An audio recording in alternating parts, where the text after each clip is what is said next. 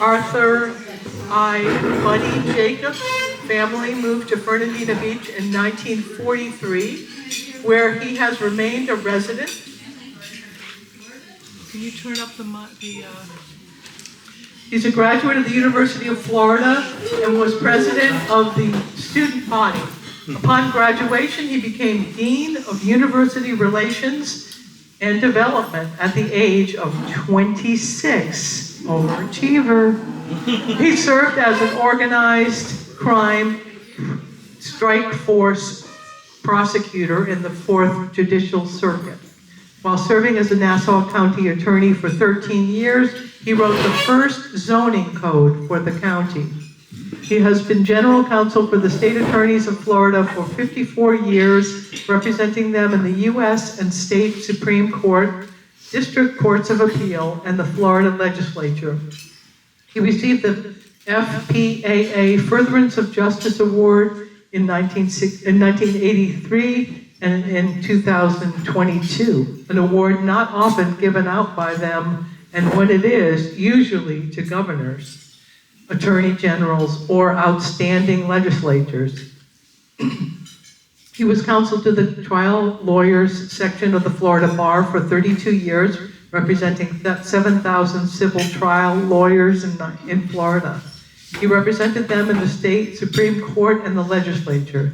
He served as the chairman of the State Arts Council of Florida and was a member of the National Council of the Arts for a decade under the Reagan and Bush and Clinton administrations. He has been chairman of the Advocacy Committee for the American Arts Alliance in Washington. He served since 1977 as a member of the Board of Advisors of the Preservation Institute of Nantucket and served as the chairman of the board for over a decade. He has lectured through the county on historic preservation and on how to restore towns and cities, and uses his work in the restoration of the historic city of Fernandina as an example.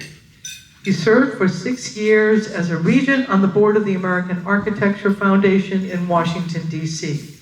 The Academy of Florida Trial Lawyers named Jacobs the top advocate in Florida among trial lawyers for justice for the citizens of Florida for 2005. Mr. Jacobs has successfully represented counties, municipalities, cities, and community associations seeking federal and state funding for beach renourishment projects critical to local economies, as well as appropriations for transportation projects, environmental enhancement projects, and preservation of historic landmarks. He was also the 2010 recipient of the Beinecke Reeves Distinguished Achievement Award in Historic Preservation from the University of Florida. He has been a recipient of the Distinguished Citizen Award from the Florida Shore and Beach Preservation Association. On May 18, 2012, he received the prestigious Carl Beinhardt Award from the Florida Trust for Historic Preservation, recognizing his many years of service to historic preservation. He has been the head usher of his church, Amelia Island Plantation Chapel, for 30 years. He was a founder of Hope House at Fernandina Beach in 1993. Arthur Buddy Jacobs will be speaking on historic preservation.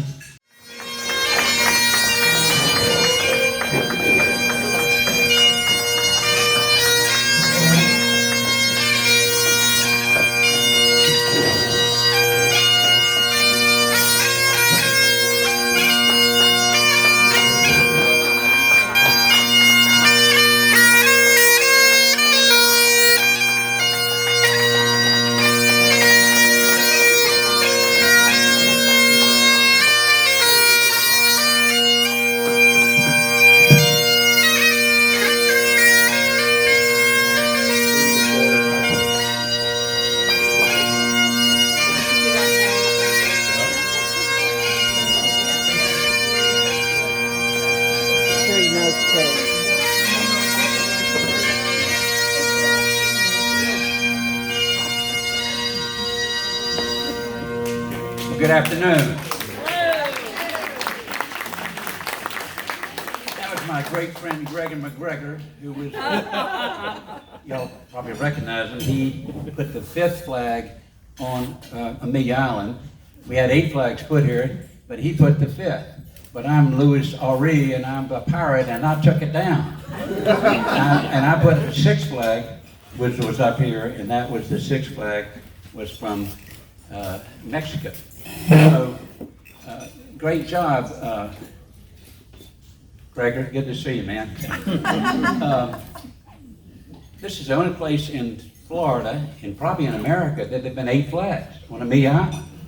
We had, in 1562, the French flag. In 1565, we had the Spanish flag and the British flag in 1763.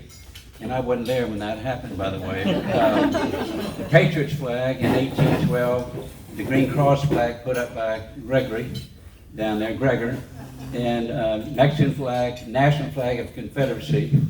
And they actually captured Fort Clinch out there, and they took it over, and then it was, the Union came in and took it back, and so that was that. So. And so in the United States, we've been under the flag of the United States since 1821. And I wasn't there then either. I just want you to know that. I've lived in Fernandina since 43. That's not 1843, but 1943. I saw you going there. No, 1843. And I have to tell you, it's an absolutely wonderful place. And I'm so pleased that y'all chose this for you to come here. There's so much to do that's really great, and I know you are doing some of it, but it's just a fantastic place in which to live.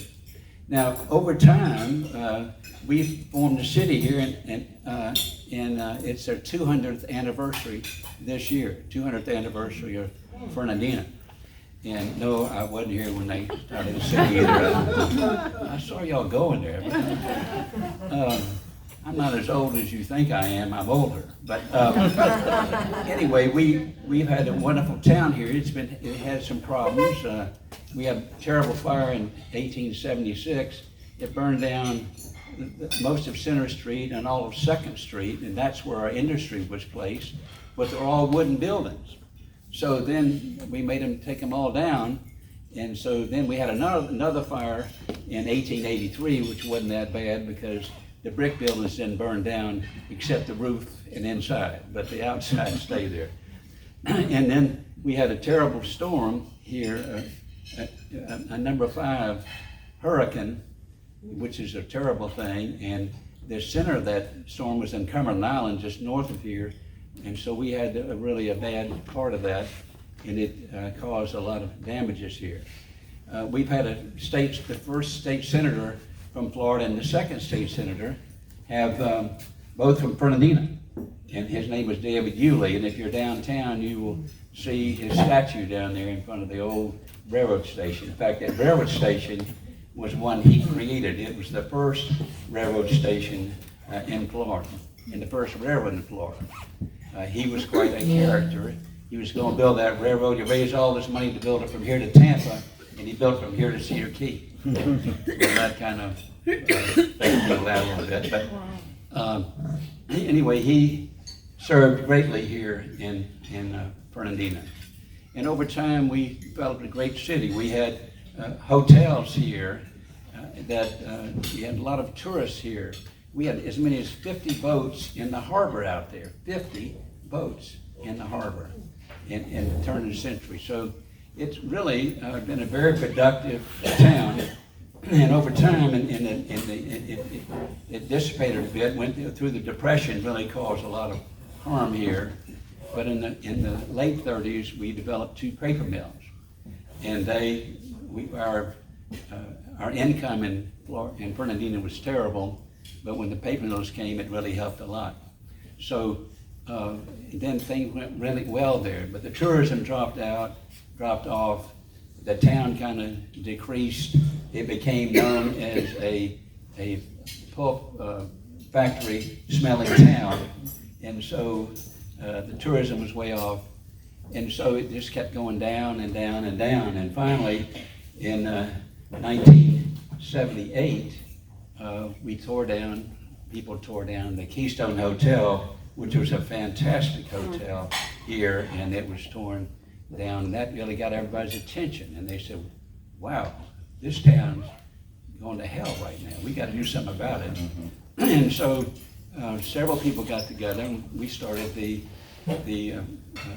Amelia Island Fernandina Restoration Foundation, which is, I stole that whole thing from University of Florida, because I was there. I helped start the foundation down there, and I took that foundation, the paperwork, and put it up here, and we made our foundation out of it. And we started in that era to do things to restore the town. University of Florida was a big help to us, and so we had the dean up down there brought up 5 students, and we kept them here for about 3 days, and they helped us take the town and do all the registration necessary in order to get it placed on the National Register of Historic Sites and Places. So that was what I used as the initiation part to go ahead and get some other monies. So we got from the National Endowment of the Arts, I got $38,000, and we did a whole plan of the town. And in that plan, we utilized a lot of people. The merchants here gave us $100 each, and we had a new guy in town named Charles Frazier who bought the May Island plantation. He bought that. He'd sold Cumberland Island to the Trust for Public Land to a good friend of mine named Paul Mellon, who was in charge of that project. And anyway, that money he took down here and bought the whole south end of the island. And he started the May Island plantation. Well, he was very nice. He hired me as a lawyer, which is hard to believe because I was an organized crime strike force prosecutor. I prosecuted folks that were hired to kill people. And that's what I did. And he saw me in the courthouse one day. He says, heard you're a lawyer. I want you to set up a law practice, and I'm gonna send you all our business. So I did it, he did it, and we became good friends, and went to him, and I said, we're trying to restore the town. How about giving us some money? And so he gave me $5,000. Well, that was the most I got from anybody. And so we used that money to go get more money from other people. So that's what we did. And in 1976, we had the town restored, and we had a celebration, and we had a big trailer downtown on the waterfront with all kinds of decorations on it. We had a band playing, and I called out Charles Frazier and said, here, I want to give you a key to the city. He said, well, buddy, if you give me a key to anything, that means you change the lock. That's the kind of relationship we had.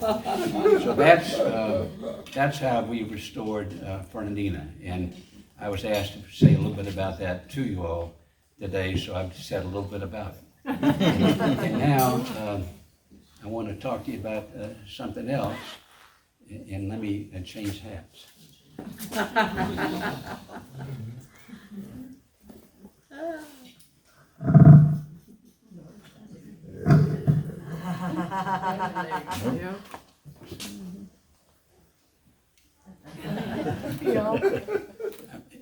I've got my friend going to introduce me. Here we go.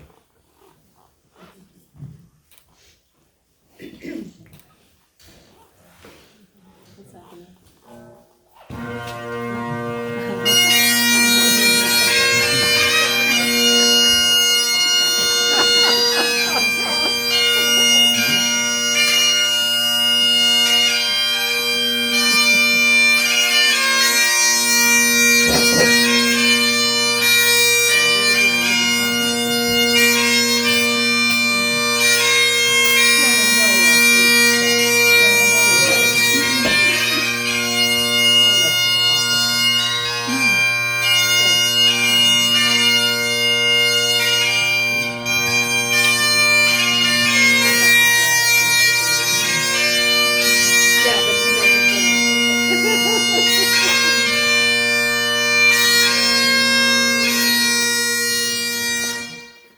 Thank you very much. Appreciate that. And Lawrence, your introduction was better. Thank you, though. Appreciate it very much. I love the Shenandoah. And what I want to talk to you about now, my change of hats, is about the 1930s and about how I ran into something about that.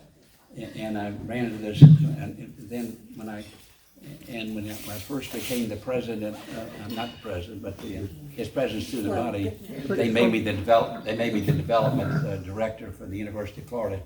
I was president to the body, but I got to be a director of the development.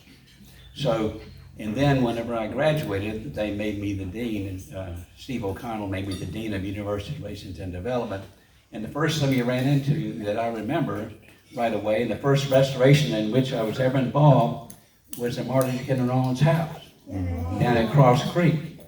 And so I went down there to look at it, and I was down there, and I had a key to the door, and I opened it up, and then when you walk inside the house, and y'all probably all been there, there's a kind of looking like a closet there, and it has a door at the top, a door at the bottom, and it looks like a bar thing sticking out on it. And I opened the top to look in, and a bunch of liquor bottles fell out all over it. And I said, well, gosh, this is crazy. Well, the place needed a lot of work. It needed to be painted inside, needed curtains, it needed some roof repairs, it needed some plumbing repairs. And so I got involved, and in that era, I did painting, so I painted the inside, and then I took the furniture. Furniture was the original furniture, was all there, and I called a good friend of mine who was a tackle for the University of Florida, and we rented a rental truck, and we took all that furniture to Rayford Prison. And I got the warden at Rayford Prison to agree to have his group restore everything. So they worked on it for about 3 or 4 months and did a great job, and I went up there upon occasion and lectured to them about the books that Marjorie Kinnan Rawlings had read. I took them copies. And they were really outstanding people, 6 of them. And so when they got that finished, I called the chairman of the board of Alachua County and said, I want to have a dedication of the home. She'd give us 132 acres, and she'd given us her house and 4,000 pages of her prints, and all that went to the library at the University of Florida. So we had this thing scheduled. I scheduled lemonade and sugar cookies. Also got the Rayford String Band to come. The Rayford String Band was about 11 people, and they all showed up, and there were no guards with guns or anything. And I said, well, how do you get away with that? And he said, well, if one of them escapes, the others lose everything in prison. They can't ever go out again. So we think that they'll probably kill the guy that tries to escape. So that's how they did that. And he had a wonderful, wonderful dedication. I mean, it was just, we had 200 and something people show up. And I couldn't understand why there's so many people. And it turns out most of them were relatives of the prisoners. And one of the guys, he was not very tall, and he was kind of a minuscule looking guy, very quiet, and he was a convicted murderer. And he had been convicted of killing his wife and his next door neighbor, because he came home from work early and found him in bed in his house. So he took a shotgun and went up and killed him.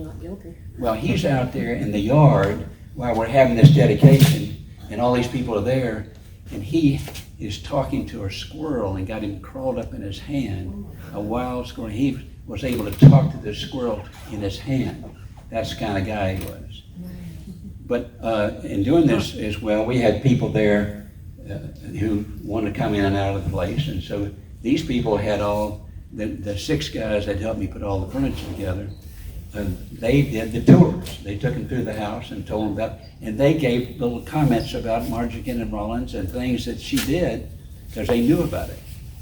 Well, during this time, I did a lot of study about Marjorie Kinnan Rawlings. I was really fascinated by her. I actually interviewed people. I interviewed Norton Baskin, her husband, great guy from St. Augustine. He was a hotelier over there and very sharp dresser. And I talked to him because, you know, she was born in 1896, but she died after 57 years, and he was her second husband. Just a nice guy.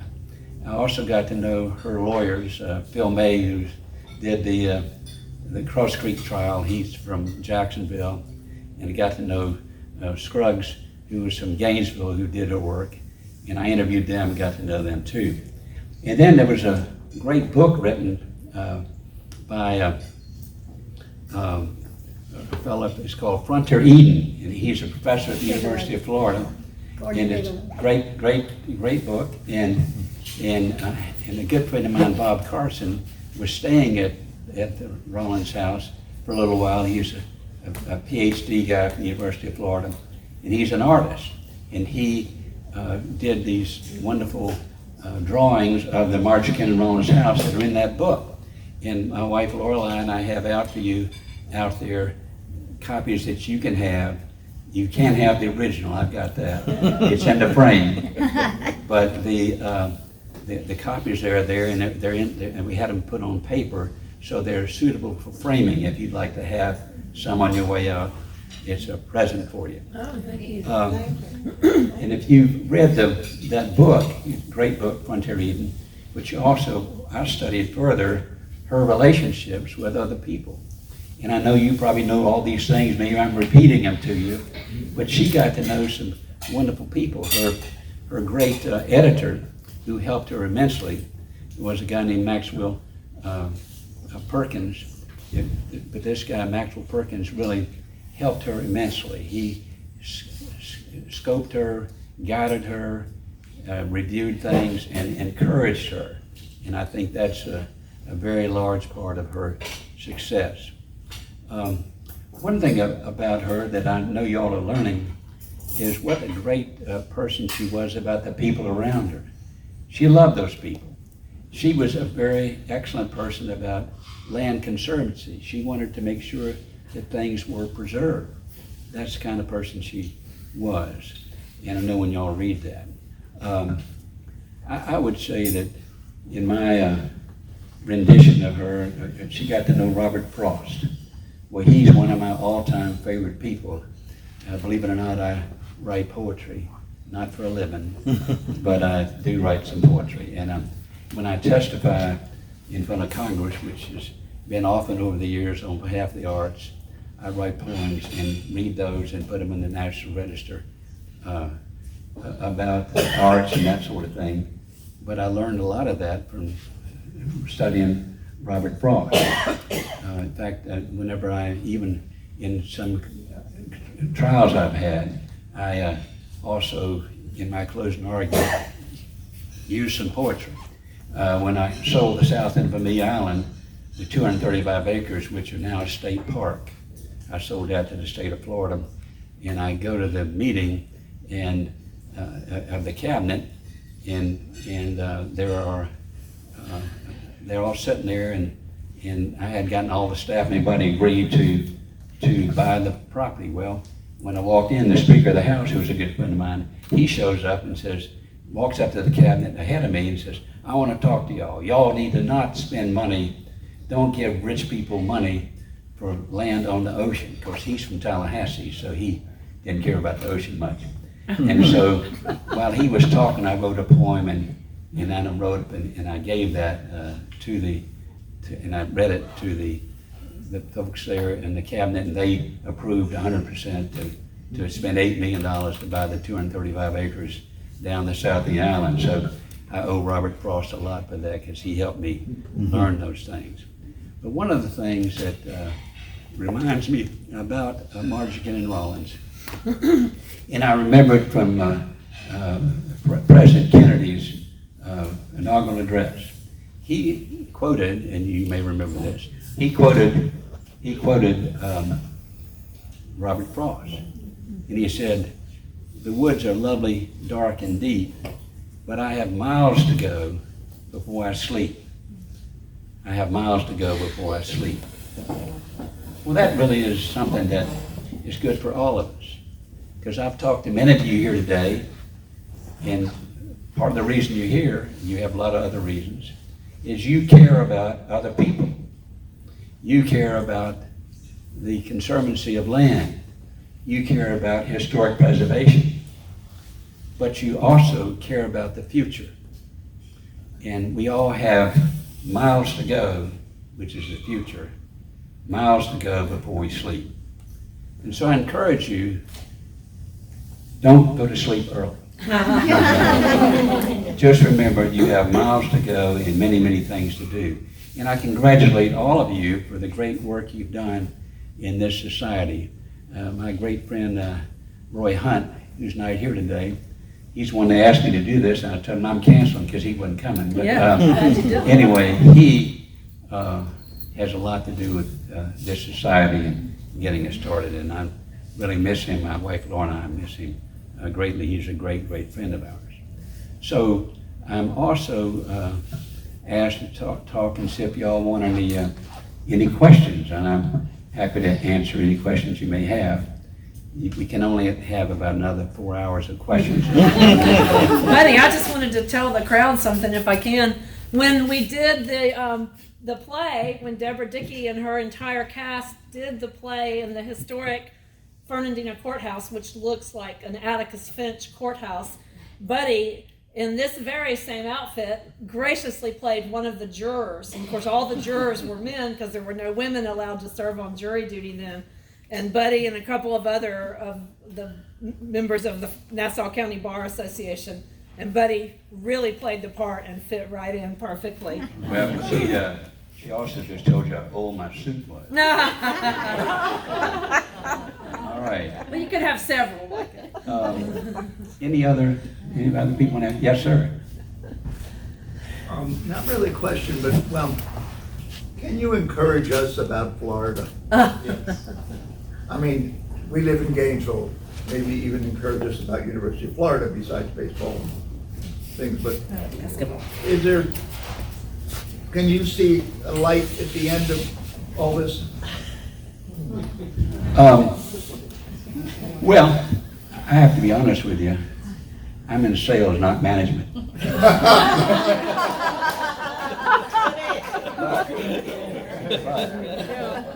But I want to say to you, sir, and my name is Buddy. What's your name?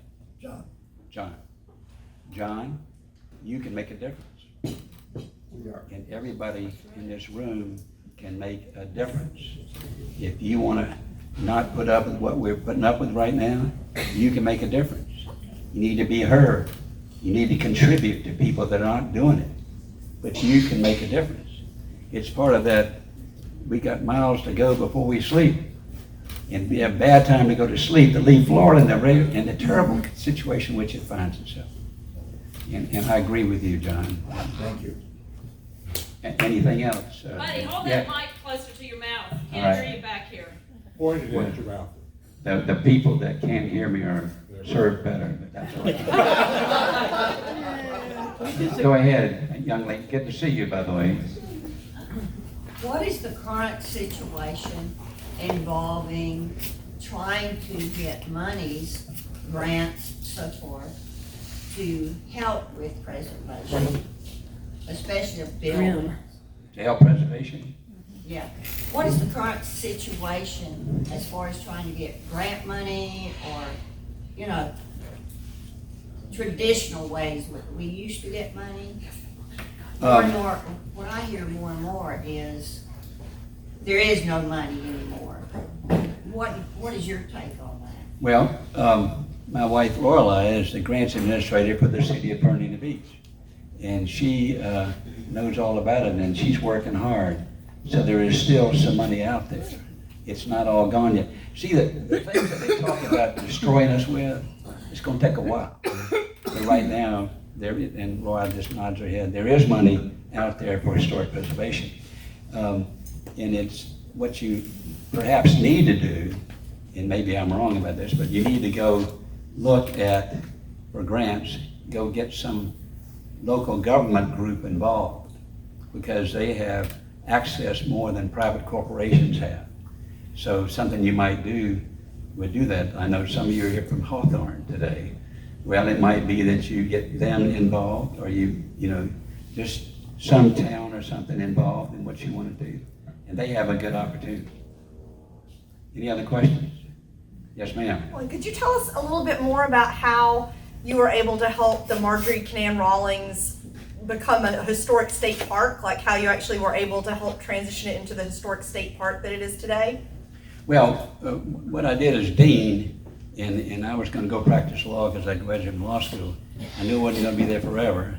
So what I did is I set up a fundraising thing, and as a matter of fact, those things we're giving you out there were, I used those to raise, every time somebody gave me money, I gave them, they gave me $5,000. I gave them a couple of those things, copies. So, but then I saw that that wasn't going to be that wasn't going to get it done. So I got the University of Florida to give it to the state of Florida. And the state of Florida took it and was very, very good about it. And over all these years, they still maintain people down there. They do everything. And they've made it a living museum, living place of historic preservation. So that's how that happened. It was a gift from the University of Florida to the state of Florida. Any other questions? Yes, ma'am. I understand that it is the most visited state park in Florida, is that correct? I've heard that as well, yes, ma'am. All right, any other questions? Which part?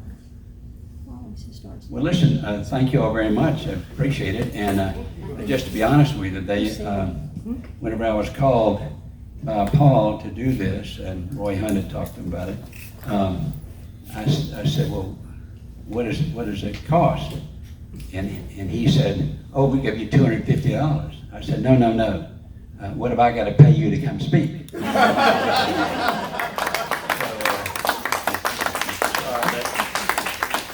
let Paul keep the $250. And Paul, I don't know if you still got it in your pocket or not. All right. So, Buddy, I've heard a story about you for all these years, and I want to know if it's true. You better be careful now. Charles Burns, who was a year behind you at Fernandina Beach High School, once told me that he got in trouble and got called down to the dean's office, and that the dean told him, you better watch yourself, Charles Burns. We haven't had a smart aleck like that in this high school since Buddy Jacobs left. Well, that's probably all true. I'm glad to know it. Anything else? Well, listen, thank you all so very much for being here, and thank you for being you. If it wasn't for you, I wouldn't want to be here. If it wasn't for you, there's no future to this society. And if it wasn't for you, there may not be any future for the state of Florida. So thank you all very much. Appreciate it.